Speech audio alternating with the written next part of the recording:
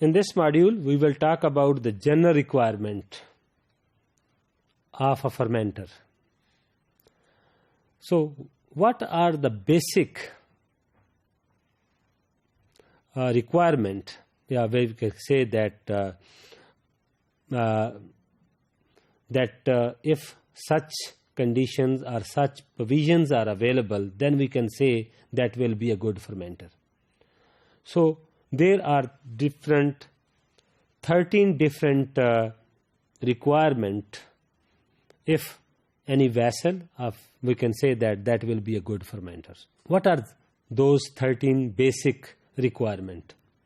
The first requirement, which is very critical, that is the fermentation vessel that should be capable of being operated aseptically for a number of days and should be reliable in long-term operation and meet the requirement of a containment regulation. What is meant? Because when there is a fermentation process, sterilization is required. Because sterilization is very critical, because there is only the opportunity to grow our choice of organism of choice. So if there is no sterilization, then there is a contamination. So in the start of the fermentation, we need a such vessel which can be capable of operated aseptically. Not only in the start, but during the fermentation process, that has to be continued for a number of days.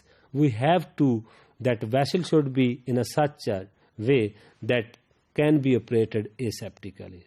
That is only that vessel not allow any other organism from the outside to come inside. Side by side, as contained, that vessel should meet the requirement of the containment regulation. What is meant by that?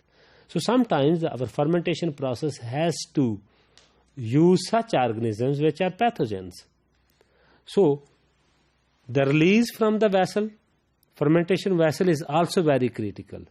So as well as there is no contamination from the outside, by the same way there should be no release of the organism from the fermenter vessels. So we can maintain the regulation which we called as containment regulations. In later module we will talk in detail that how we will fix our containment levels, which are 4 in number. So the second is that fermentation requires aeration and agitation. So the fermenter requirement is basically that can provide the adequate aeration and agitation, because that is the basic need for the metabolic process of any organisms. So if there is aeration and agitation, that is very linked with the shear effect. Sometimes when you agitate the fermentation vessel, that can disrupt the cells. So we have to be very critical while managing the aeration and agitation system inside the fermenter.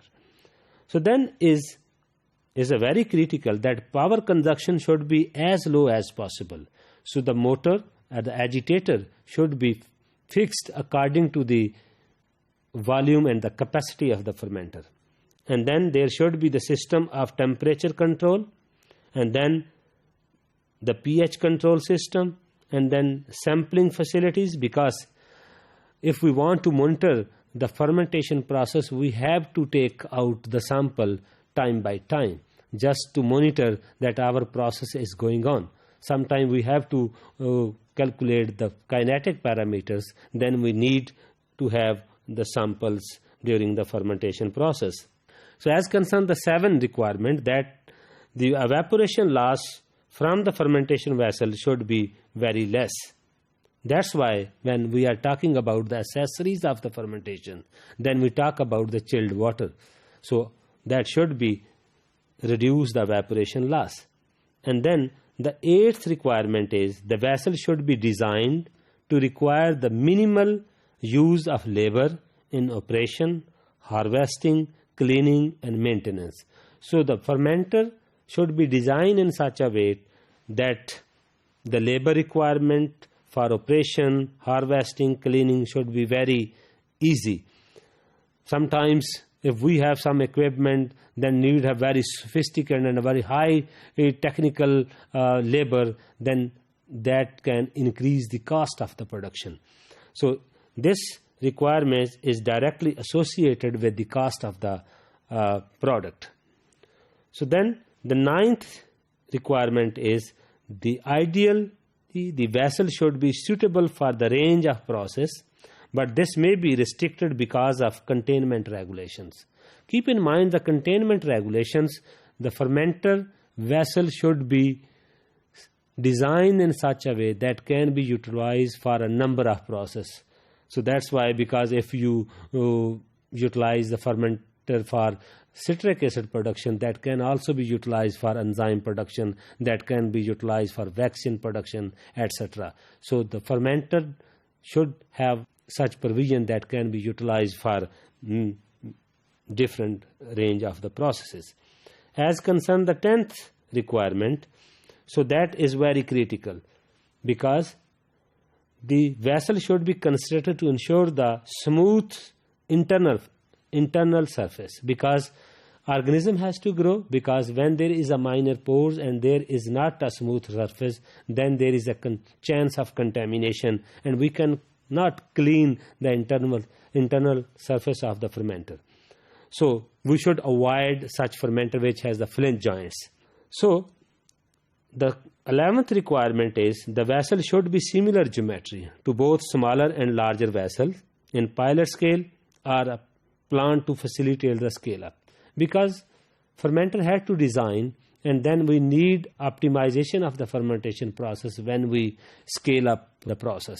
So the next requirement, that is the 12th one, that the cheapest material should be used while fabricating the fermentation vessel, because the material is very critical. Sometimes there is a glass vessels, sometimes there is a stainless steel vessels. So that is directly linked with the fermentation vessel. Glass vessel is preferred over others because that have a very smooth interval surface, but there is a limitation, because we can use the glass vessel up to a certain extent of the volume, because that can only be used in ex situ sterilization. But in case of in situ sterilization, then that vessel cannot be utilized. So as required of the fermentation process, because sometimes when we have a acid fermentation, then the pH has to reduce, we have to maintain in a very acidic condition, then the material should be non-corrosive to the acids. So that's why the cheapest material, but that enable the satisfactory result to be achieved, should be used. The last and the 13th requirement, that is very critical. So the vessel should be designed which can have adequate service provisions for the plant. Means sometimes when the process is going on, sometimes there is a maintenance facilities is required. So the fermenter vessels or a fermenter should be designed in such a way that there is a provision of the service provisions, so that can be maintained over the long period of time